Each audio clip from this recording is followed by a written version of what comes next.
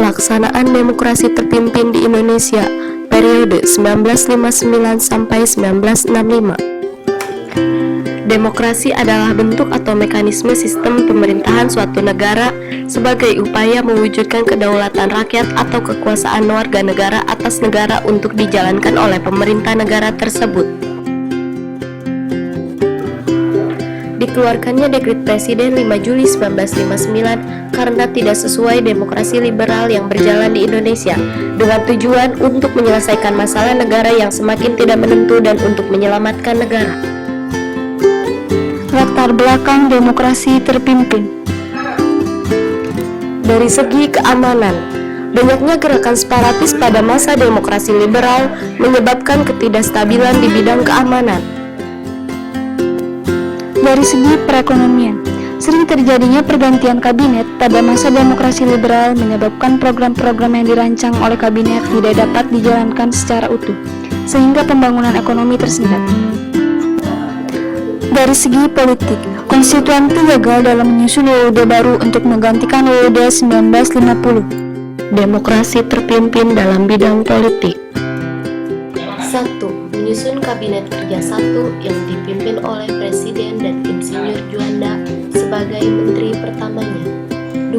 Penolakan DPR terhadap RAPBN tahun 1960. Kebijakan politik yang dilakukan Soekarno pada masa demokrasi terpimpin terkesan otoriter. Ada juga politik mercusuar dijalankan oleh Presiden sebab dia menganggap bahwa Indonesia merupakan mercusuar yang dapat mengurangi bagi nivo di seluruh dunia.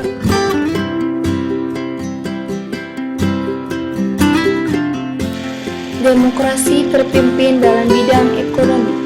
Sistem ekonomi Indonesia dijalankan secara terpimpin. Keadaan ekonomi yang buruk semakin diperparah dengan adanya pemberontakan PRRI atau Permesta. Langkah-langkah dalam mengatasi kesulitan ekonomi. 1. Pada tanggal 24 Agustus 1959 diumumkan keputusan mengenai keuangan.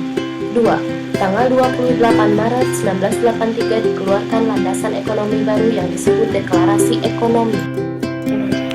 Kebijakan ekonomi pada masa demokrasi terpimpin tidak rasional dan tidak bisa terlaksana dengan baik, sehingga mengalami masa suram.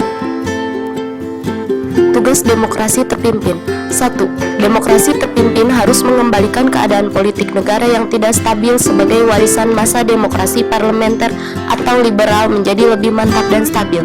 2. Demokrasi terpimpin merupakan reaksi terhadap demokrasi parlementer atau liberal.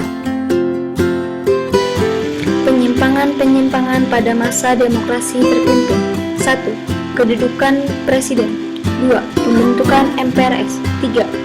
Pembentukan Dewan Pertimbangan Agung. 4. Pembentukan DPR baru, peralihan dari DPR lama. Demokrasi terpimpin dalam bidang pendidikan. Pada tahun 1950, murid-murid ini adalah hasil pertama dari sistem pendidikan setelah kemerdekaan. Supaya merdeka dapat melanjutkan pendidikan, pemerintah menetapkan kebijakan untuk mendirikan universitas baru di setiap ibu kota dan provinsi. Kebijakan pendidikan pada masa demokrasi terpimpin, di mana masyarakatnya cenderung lebih memilih budaya kebarat-baratan, tetapi pemerintah menjunjung tinggi nilai kesatuan Bhinneka Tunggal Ika. Namun pada saat itu, pemerintah mengeluarkan kebijakan di mana kebijakan tersebut tidak memperbolehkan masyarakatnya untuk mendengarkan musik-musik barat.